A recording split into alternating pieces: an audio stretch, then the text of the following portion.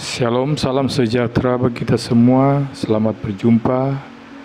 Mari hari ini kita akan belajar merenungkan firman Tuhan yang terdapat di dalam Amsal pasal 17 ayat 1 sampai dengan ayat 17. Bunyinya sebagai berikut. Lebih baik sekerat roti yang kering disertai dengan ketentraman daripada makanan daging serumah disertai dengan perbantahan. Budak yang berakal budi akan berkuasa atas anak yang membuat malu dan akan mendapat bagian warisan bersama-sama dengan saudara-saudara anak itu. Kui adalah untuk melebur perak dan perapian untuk melebur emas, tetapi Tuhanlah yang menguji hati. Orang yang berbuat jahat memperhatikan bibir jahat. Seorang pendusta memberi telinga kepada lidah yang mencelakakan. Siapa mengolok-olok orang miskin menghina penciptanya.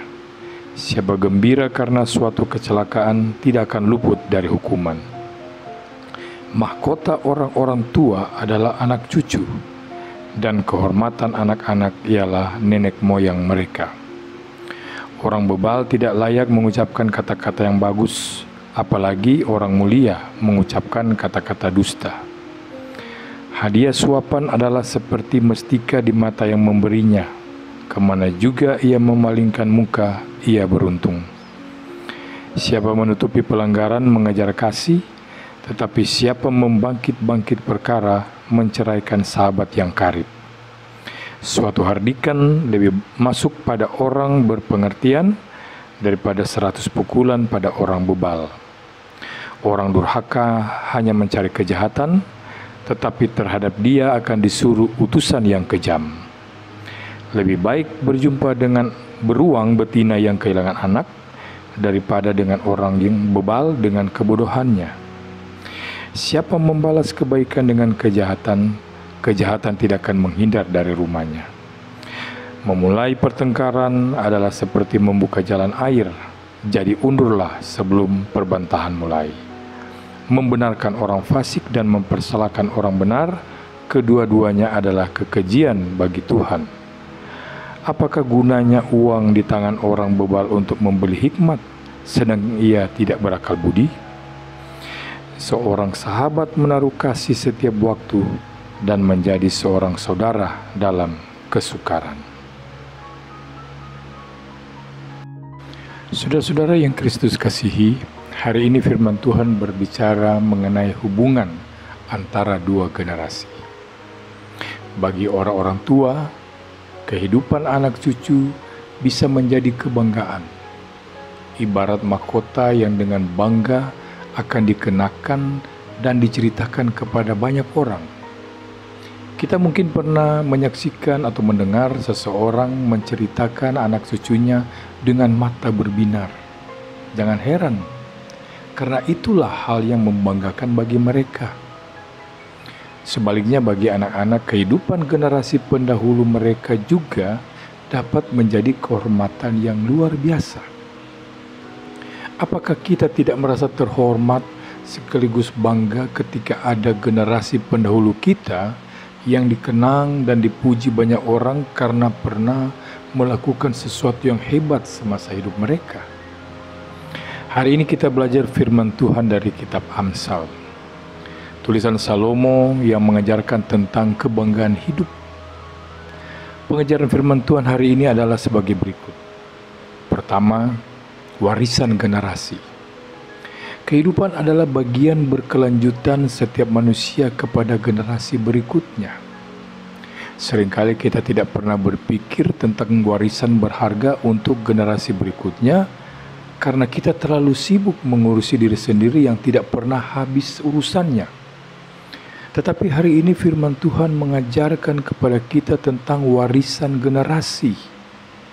Firman Tuhan menegaskan bahwa warisan generasi yang harus selalu dialirkan kepada generasi berikutnya ternyata bukan terutama harta benda, bukan juga kekayaan, tetapi yang terutama adalah kesederhanaan yang membawa ketentraman, akal budi yang baik, pribadi yang teruji di hadapan Allah, kebaikan hati dan ucapan yang benar, dan pribadi yang memuliakan Allahnya melalui kasih kepada sesama.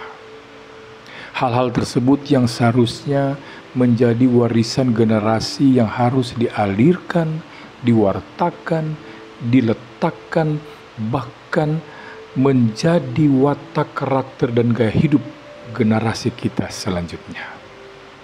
Oleh karenanya tidak mustahil apabila firman Tuhan menyatakan mahkota orang-orang tua adalah anak cucu dan kehormatan anak-anak ialah nenek moyang mereka. Dengan adanya watak karakter dan gaya hidup anak cucu kita yang berkenan di hadapan Allah, maka itulah sesungguhnya kehormatan bagi kita sebagai orang tua.